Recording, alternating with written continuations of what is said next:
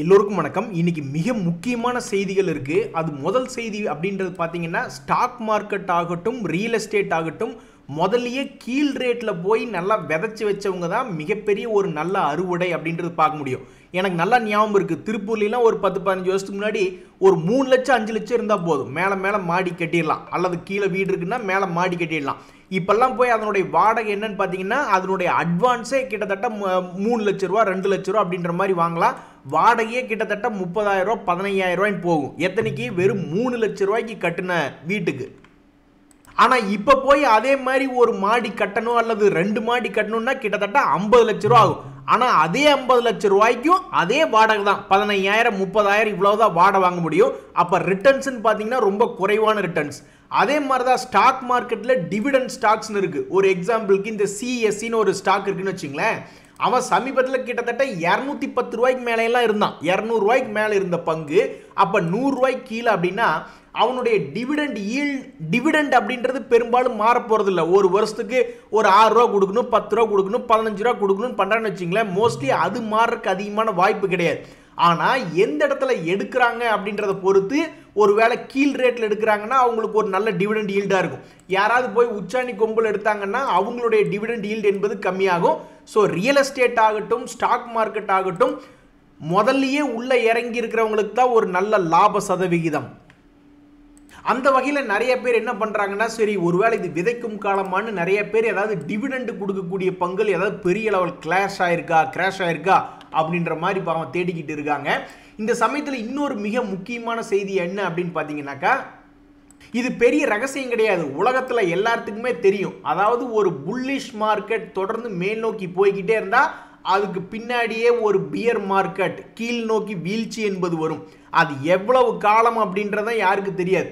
அதே மாதிரி கீழே பியர் மார்க்கெட் வந்ததுக்கு அப்புறம் மறுபடியும் அதை தொடர்ந்து ஒரு புல்லிஷ் மார்க்கெட் வரும் அப்படின்றது உலகம் பூரா தெரியும். நம்மளுக்கு தான் 5 மாசமா அந்த நல்ல விஷயம் நடக்க மாட்டேங்குது. இனி 6வது மாசம் தொடங்குது. இதுலயாவது நல்லது நடக்குதா, இல்ல அடுத்தது 7வது மாசத்துல நடக்குதா அல்லது 8வது மாசத்துல நடக்குதா அப்படின்றது பொறுத்து இருந்தா பார்க்கணும். இந்த சமயத்தில் அடுத்த வாரத்தில் மிக முக்கியமான செய்திகள்லாம் ரொம்ப இம்பார்ட்டண்டா கவனிக்க வேண்டியது என்னன்னா, சமீபத்தில் இந்த சோவரின் கோல்ட் பாண்ட் ஃபண்ட் ஏதாவது 2017 எப்போ ஒன்று இஷ்யூ பண்ணியிருந்தாங்கன்னு நினைக்கிறேன். அதனுடைய டிரான்சாக்ஷன் 7 அப்படின்ற மாதிரி போட்டிருக்கு. அப்போ வந்து அவங்களுடைய ஃபேஸ் வேல்யூ 2,943 போட்டிருக்கு. அப்படின்னா நான் என்ன நினைக்கிறேன்னா, 24 கேரட் கோல்டு 1 கிராம் அப்படின்ற ரேட்டு நினைக்கிறேன் 2017 நினைக்கிறேன். இப்போ 2025 அது எக்ஸ்பைரி ஆகுது. அப்படின்னு என்ன அர்த்தம்? கவர்மெண்ட் வந்து அந்த பிரின்சிபலை யார் இப்போ இடையில வாங்கி வச்சிருந்தாலும் சரி, செகண்டரி மார்க்கெட்டில் வாங்கி வச்சிருந்தாலும் சரி, முதலே வாங்கி வச்சிருந்தாலும் சரி, அதனுடைய ரெடம்ஷன் அப்படின்றது வருது. அப்போ 2.5% வட்டி வருஷமானா கிடைச்சிக்கிட்டே இருந்திருக்கும். அது போக இப்போ இவ்வளவு சில வருடங்கள் கழிச்சு அதனுடைய ப்ரைஸ் இப்போ என்ன போய்கிட்டு இருக்குன்னு நான் போய் பார்க்குறேன் இன்டர்நெட்டில். ஒவ்வொரு பக்கம் ஒவ்வொரு விலையை போட்டிருக்காங்க. 1 கிராம் 24 கேரட் கோல்டு எவ்வளோ வருது அப்படின்னு பார்த்தாக்கா ஒவ்வொரு பக்கம் ஒவ்வொரு ரேட் போட்டிருக்காங்க. பட் தோராயமாக ஒரு 8,500 ரூபா அப்படின்னு பிடிச்சா கூட 2,900 ரூபாயிலிருந்து ஆல்மோஸ்ட் டபுளுக்கு மேலே. ஸோ கோல்டு வந்து ரியல் எஸ்டேட்டை பீட் பண்ணல அப்படின்னு சொல்லிக்கிட்டாலும் செகண்ட் பெஸ்ட் வந்து இந்த கோல்டு தான். ஏன்னா இப்போ சமீபத்தில் 2021 2022 கூட கோயம்புத்தூர் பக்கம் ஒரு 8 லட்சம் 10 லட்சம் இருந்த நிலங்கள் ஒரு சென்ட் இப்பெல்லாம் 15 லட்சம் 20 லட்சம் அப்படின்ற மாதிரி சொல்றாங்க. ஸோ ரியல் எஸ்டேட் தான் இப்போதைக்கு டாப்ல இருக்கு நம்ம தமிழ்நாட்டை பொறுத்த வரைக்கும். ரெண்டாவது இந்த கோல்டு அப்படின்றது ஒரு பெனிஃபிட்டா இருக்கு. அதே மாதிரி மிக முக்கிய விஷயங்கள் என்ன அப்படின்னு பார்த்தீங்கன்னா, இந்த ஆனந்த் ரெதியினுடைய போனஸ் 1:1 அப்படின்றது இஷ்யூ பண்ணுறாங்க. அதனுடைய எக்ஸ்டேட் 05 மார்ச். அதே மாதிரி இந்த ஐஎல்சிபி அப்படின்ற ஷேரும் ஒரு சின்ன பாப்புலரான ஷேர் தான். அதனுடைய ஃபேஸ் வேல்யூ ஸ்பிளிட் ஆகுது ₹10 to 2 அப்படின்ற ஒரு நியூஸ் இருக்குது. அதனுடைய எக்ஸ்டேட் 11 மார்ச். நண்பர்களே, உருப்படியான விஷயங்களை தேடி அலைஞ்சிக்கிட்டு இருக்கையில் ஒரு நல்ல நியூஸ் அப்படின்றது கிடைச்சிது. நம்ம இந்தியா நாட்டினுடைய ஜிஎஸ்டி கலெக்ஷன் அப்படின்றது பெரும்பாலும் கீழே போகல. ஒரு 9.1% பிப்ரவரி மாதத்திலையும் வளர்ச்சி அடைஞ்சிருக்கு. ஸோ நம்ம கிட்ட பணம் இல்லைன்னா ஸ்டாக் மார்க்கெட்டில் இருக்கிறதுனால மேபி நம்மளுக்கு உலகமே இருண்ட மாதிரி தெரியுது. பட் மற்ற இடங்களில் பார்க்கும்பொழுது இப்போ வரைக்கும் பொருளாதாரம் என்றது ஒரு மாதிரி ஓடிக்கிட்டு இருக்கு. இப்போதைக்கு இந்தியாவில் ஒரே ஒரு நல்ல நியூஸ் என்னன்னா, ஜிஎஸ்டி கலெக்ஷன் அப்படின்றது மட்டும்தான். இந்த நேரத்தில் என்னைக்காவது ஒரு நாள் எக்கு தப்பா நம்மளுடைய மார்க்கெட் என்பது மேல் நோக்கி ஏறுது அப்படின்ற மாதிரி ஒரு கற்பனையில் நினைக்கிறோம்னு வச்சுக்கோங்களேன். அப்போ அந்த சமயத்தில் வந்து தொடர்ந்து 5 மாசமா 50% நஷ்டம், 40% நஷ்டம், லாபத்திலிருந்து நஷ்டம் வரைக்கும் நான் உட்காந்து பார்த்துக்கிட்டே இருக்கேன் அப்படின்ற மாதிரி இருக்கிறவங்கெல்லாம் என்னை பொறுத்த வரைக்கும் இதுதான் ஒரு பேஸ் லைனுக்கு கீழே இவ்வளவு நஷ்டம் பார்த்தவங்க மறுபடியும் அவங்களுடைய பேஸ் லைனுக்கு மேலே ஏதாவது லாபம் வருதா அப்படின்ற மாதிரி பார்த்தா தான் என்னை பொறுத்த வரைக்கும் கெட்டிக்காரங்களாக நான் பார்க்குறேன். கீழே பார்க்குறப்ப மட்டும் 50% நஷ்டமானாலும் புலம்பிகிட்டே இருக்கிறது. மறுபடியும் மேல் நோக்கி வரும்பொழுது அது ஒன்றா கம்மியான நஷ்டம் அல்லது அதே ரேட்டுக்கு விற்றுவிட்டு ஓடி போகிறவங்க நிறைய பேர் இருப்பாங்க. ஆனால் அதையும் தாண்டி எப்படி இறங்குறப்ப பொறுமையாக இருந்தாங்களோ அதே மாதிரி பியர் சைட்லேயும் உட்காந்தவங்க அதே மாதிரி புள்ளி சைட்லேயும் உட்காந்து சாதிச்சாதான் ஸ்டாக் மார்க்கெட்டில் ஒரு சாதனையாக நான் பார்க்குறேன். இல்லைன்னா இந்த தொழிலுக்கு அவங்க எப்படி பார்த்தாலும் ஃபிட் இல்லை அப்படின்ற மாதிரி தான் என்னுடைய புரிதல். நண்பர்களே, நாளைக்கு என்ன நாள்? பிப்ரவரி மாதத்தை முடிஞ்சு மார்ச் மாதத்தில் முதல் ட்ரேடிங் அப்படின்றது நாளைக்கு நடக்க போகுது, திங்கக்கிழமை அன்னைக்கு. இந்த சமயத்தில் ஏகப்பட்ட டேட்டா மார்க்கெட்டுக்குள்ளே வரும். போன வாரம் எல்லாம் நீட்டிப்படுத்து கடைசி ஒரே ஒரு நாளில் மட்டும்தான் வால்டிலிட்டி அப்படின்றது இருந்தது. ஆனால் அடுத்து வரக்கூடிய நாட்களில் 5 நாள்லையுமே ஏதாவது வால்டிலிட்டி இருக்குமா அப்படின்ற மாதிரி நிறைய பேர் பார்த்துக்கிட்டு இருக்காங்க. என்ன காரணம்னா, ஒரு மாதம் முடிஞ்சு புது மாதம் தொடங்குது. அப்போ ஆட்டோ சேல்ஸ் என்ன டேட்டா வந்திருக்கு, மேனுஃபேக்சரிங் அவுட்புட் என்ன வந்திருக்கு, ஃபார்மா கம்பெனிகள் என்ன எக்ஸ்போர்ட் பண்ணியிருக்காங்க, இன்ஃப்ளேஷன் டேட்டா என்ன, எஃப்ஐஎஸ்னுடைய போன ஒரு மாதத்தினுடைய மொத்த ஃப்ளோ என்ன அப்படின்ற மாதிரி பல்வேறு தகவல்கள் எடுத்து பார்ப்பாங்க. அது மட்டும் இல்லாமல் இந்த ட்ரம்ப் அவர்கள் இன்னும் அந்த டேரிஃப்ஸை வச்சுக்கிட்டே என்னத்தையாவது ஒன்று சொல்லிக்கிட்டே இருக்காப்புல. மார்க்கெட்டு பயந்துக்கிட்டே இருக்கு. ஆக்சுவலாக இந்நேரம் மார்க்கெட் பழகி இருக்கணும், வாங்க பழகலாம் அப்படின்ற மாதிரி. ட்ரம்ப் என்ன பேசினாலும் நம்ம மார்க்கெட் அவர் கிடக்கிறாரியா அப்படின்ற மாதிரி ஒரு மனநிலைமைக்கு இன்னும் வந்திருக்கணும். பட் இன்னுமே வராமல் இருக்காங்க. எப்படி ஏப்ரல் மாதத்துக்குள்ளேயாவது வந்துருவாங்களான்னு நிறைய பேர் யோசிச்சுட்டு இருக்காங்க. அதே மாதிரி இந்த USD index, gold price, India GDP போன்ற செய்திகளும் அடுத்த வாரத்தில் மிக முக்கியமாக இருக்குது. அதே மாதிரி நம்மளுக்கு கெட்ட நேரம்னு ஒன்று வந்ததுனாக்கா மொத்தமாக வரும் அப்படின்ற மாதிரி இந்த ஐபிஓக்கள் கொஞ்ச நாள் நல்லா சந்தோஷமாக இருந்தது. திடீர்னு பார்த்தா 2-3 வாரங்களாக அங்கேயும் ஒரு நியூஸையும் காணோம். நண்பர்களே, இப்போ தான் கண்ணே பளிச்சுன்னு தெரியுது. அதாவது நம்மளுக்கு ரொம்பவுமே சோகமாக இருக்குது. மார்க்கெட் லீவ் விடுறப்ப தான் நம்மளுக்கு ஒரு மாதிரி சந்தோஷமே வருது அப்படின்ற மாதிரியான ஒரு துயர நிலைமையில் இருக்கும். போட்டு தாக்கு அப்படின்ற மாதிரி கரெக்டாக இந்த வாரத்தில் 2 நாள் லீவ் வருது. ஆனால் கரெக்டாக பிளான் பண்ணி அடித்தா 3 நாள் லீவ் அடிக்கலாம். அதாவது ஹோலி அப்படின்றது 14 மார்ச் கரெக்டாக வெள்ளிக்கிழமை அன்னைக்கு வருது. அப்போ எங்காவது ஊட்டியை புக் பண்ணாக்கா ஃப்ரைடே, சாட்டர்டே, சண்டேன்னு 3 நாள் ஜாலியாக இருக்கலாம். அதே மாதிரி இந்த மாதத்தினுடைய கடைசியில் ரமதான் ஈத் வருது, அது மண்டே அன்னைக்கு வருது. அதையும் கரெக்டாக பிளான் பண்ணாக்கா கொடைக்கானலில் ஒரு சனி, ஞாயிறு, திங்கள்னு அதில் ஒரு 3 நாள் பிளான் பண்ணலாம். ஆக மொத்தத்தில் மனசு ரிலாக்ஸாக இருக்கிற மாதிரி இந்த வாரத்தில் 3 நாள் கண்டினியூஸாக நம்மளுக்கு ஒரு வாய்ப்பு கிடைக்குது. நண்பர்களே, என்றைக்குமே நீங்கள் ஒரு பொருளை தயாரித்து ரொம்ப லோ காஸ்ட்டில் விற்றீங்கன்னா கண்டிப்பாக உங்களுக்கு அதில் ஒரு மார்க்கெட் ஷேர் என்பது உண்டு. விலை குறைவாக நீங்கள் என்ன பொருளை விற்றாலும் சரி, அதுக்கு உங்களுக்கு ஆட்டோமேட்டிக்காக மார்க்கெட்டிங் உங்களால் பண்ண முடியும். அதே மாதிரி ஏதாவது ஒரு பொருளை நல்ல குவாலிட்டியாக, நல்ல அட்ராக்ஷனாக, பார்க்கறதுக்கு அப்படியே கவர்ச்சியாக இருக்கிற மாதிரி ஏதாவது ஒரு ப்ராடக்ட் பண்ணால் அதுக்குன்னு தனியாக ஒரு மார்க்கெட் ஷேர் அப்படின்றது உண்டு. இப்போ மஹிந்திராவிலிருந்து ஒரு செய்தி என்ன வருதுன்னா, மஹிந்திராவினுடைய பேசஞ்சர் வெஹிக்கிள் சேல்ஸ் எல்லாம் ஹூண்டாய் விடவும் பீட் பண்ணி நம்ம நாட்டிலேயே 2வது இடத்துக்கு வந்திருக்கிறதாக எல்லாம் நம்ம செய்திகள் படிக்கிறோம். அப்போ ஒரு அட்ராக்ஷன், ஒரு கிளாமர் லுக், ஒரு மஹிந்திரா ஸ்கார்பியோ, ஒரு எக்ஸ்யூவின்னு ஒரு கிளாமர் லுக்குன்னு ஒரு ஆடியன்ஸ் கண்டிப்பாக இந்த நாட்டில் இருக்காங்க. ஸோ இதுலேருந்து நம்ம என்ன கற்றுக்கிறோம்னா, நம்ம வாழ்க்கையில் நீங்கள் எந்த ஒரு பொருள் வேலை செஞ்சுட்டு இருக்கீங்க அதை விடுங்க. பட் நீங்கள் ஒரு தொழில் செய்ய போனீங்கன்னா ஒன்றா இந்த லோ காஸ்ட் செக்மெண்ட்டில் என்ட்ரு ஆகி அதில் ஒரு மார்க்கெட் ஷேரை ஈஸியாக பிடிக்கலாம்.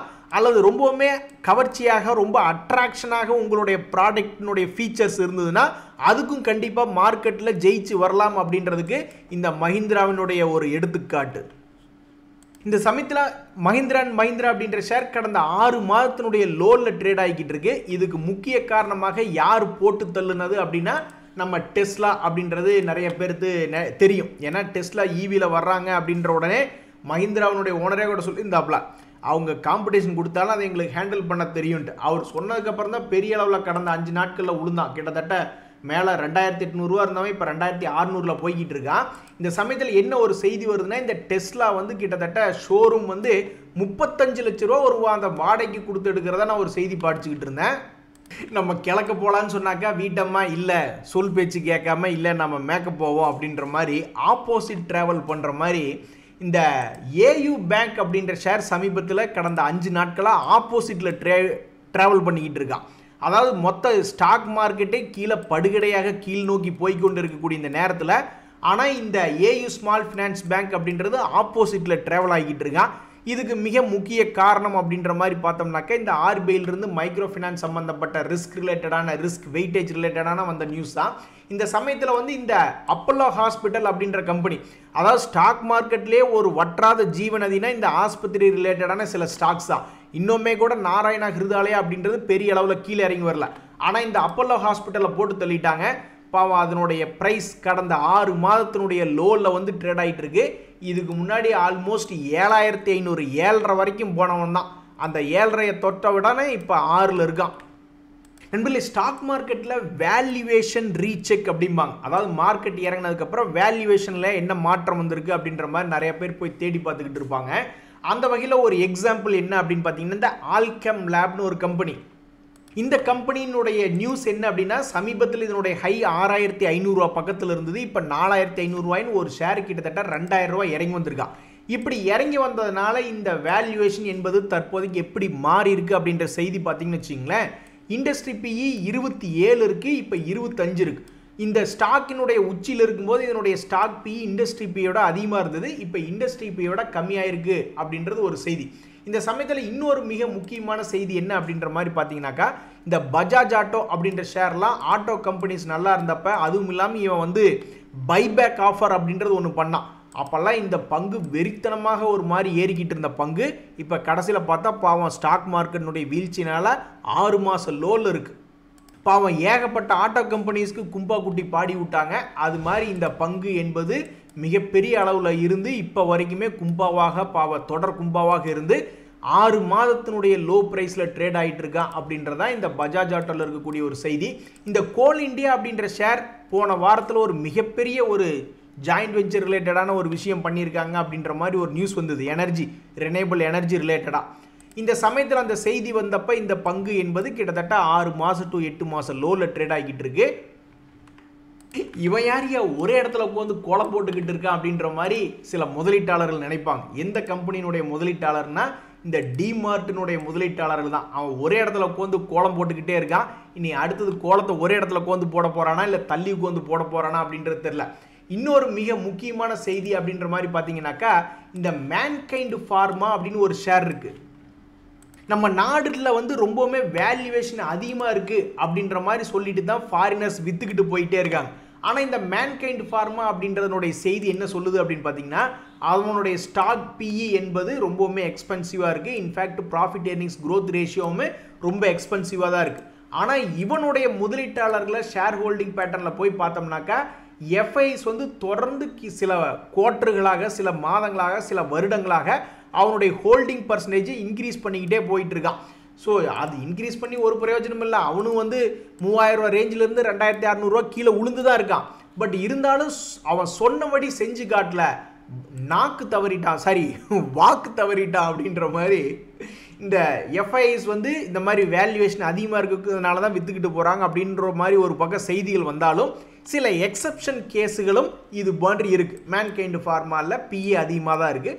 இருந்தாலும் எஃப்ஐஸ் தங்களுடைய ஹோல்டிங் பர்சன்டேஜ் இன்க்ரீஸ் பண்ணிக்கிட்டு தான் இருக்காங்க அப்படின்ட்டு. நண்பர்களே, எல்லாருமே சந்தோஷமாக தான் இருக்கணும். அதாவது ஒரு ஆண் மகனுக்கு என்ன ஒரு ஆசை இருக்கும் கல்யாண வயசில், கட்டுனா ஐஸ்வர்யா ராய் மாதிரி கட்டணும் அப்படின்ற மாதிரி தான் நிறைய பேர் ஆசைப்படுவாங்க. அந்த வகையில் ஸ்ரீராம் ஃபினான்ஸ் அப்படின்ற ஒரு ஷேர் கிட்டத்தட்ட 6000-7000 ஷேர் இருக்குது ஸ்டாக் மார்க்கெட்டில். இருந்தாலும் சந்தோஷத்தை கொடுத்தவன் யார் இப்போ கரண்ட் சமயத்தில் அப்படின்னு பார்த்தா இந்த ஸ்ரீராம் ஃபினான்ஸ் தான். இதுக்கு முக்கிய காரணம் சமீபத்தில் ஒரு 6 மாதத்தினுடைய லோ பக்கத்தில் போயிட்டு அப்புறம் என்ன நினச்சானா தெரியல, மார்க்கெட்டே கீழே போய்கிட்டு இருந்தது. ஆனால் இவன் மேல் நோக்கி ஏற ஆரம்பித்து 200 டேஸ் மூவிங் ஆவரேஜையும் தாண்டி இருக்கான் அப்படின்றதான் இந்த ஸ்ரீராம் ஃபினான்ஸ் அப்படின்ற ஷேர் பண்ணியிருக்கிற வேலை. ஸோ இதையை பார்த்துட்டு தான் எல்லாருமே அடடா இப்படி ஒரு ஷேர் நம்ம போர்ட்ஃபோலியோவில் இருந்தால் எவ்வளவு மகிழ்ச்சியாக இருக்கும் அப்படின்ற மாதிரி ஃபீல் பண்ணுறாங்க. சரிங்க நண்பர்களே, அடுத்த வாரம் சும்மா சாதாரண வாரம் மாதிரி தெரியல. அதாவது இப்போ கடந்த வாரத்தில் 4 நாள் நீட்டிப்படுத்திட்டு ஒரு நாள் மட்டும் வால்டிலிட்டி காமிச்சான். ஆனால் அடுத்த வாரத்தில் ஏகப்பட்ட செய்திகள் இருக்குது. அதுக்கு மார்க்கெட் எப்படி ரியாக்ட் பண்ணும் அப்படின்றது பொறுத்திருந்து தான் பார்க்கணும். இன்றைய தகவல் அனைத்து உங்களுக்கு உதவியாக இருந்ததுன்னா எனக்கு சந்தோஷம் தான். ரொம்ப நன்றி, வணக்கம்.